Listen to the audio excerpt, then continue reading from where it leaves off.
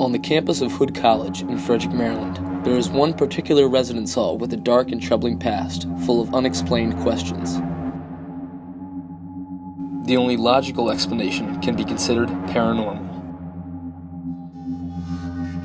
Inside Shriner Hall, one of the college's oldest residence halls on campus, the third floor holds a dark past which is yet to be fully uncovered. Room 319 and several of its past residents have reported experiences of paranormal activity inside of this room, and until a friend spoke to me about one of her experiences inside 319, the story left me feeling both curious and at awe of what had occurred.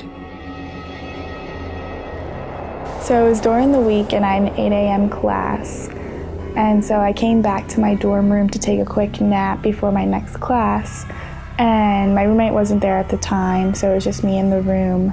And all of a sudden I was woken up by my bed shaking and my door opening and closing multiple times, and it felt like something was honestly inside of my chest, like trying to it felt like something was inside of me, and all of a sudden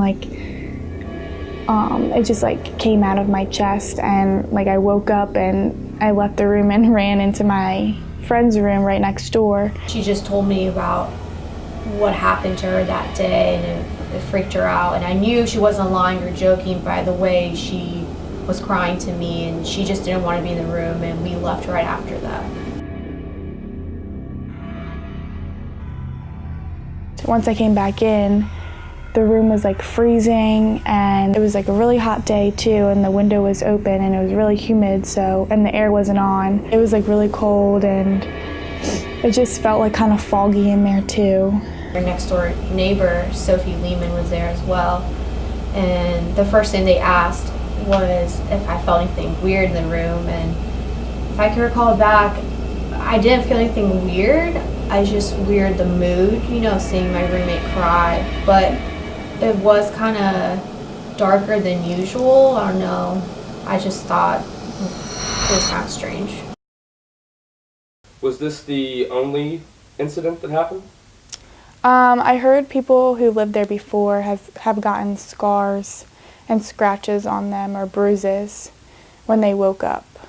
What was really weird that I will always remember is the fact that the only times I felt nauseous was when I was sleeping in this dorm room. So that was that, and it was always around the same time that night, right when I was going to bed, and it was only in this room.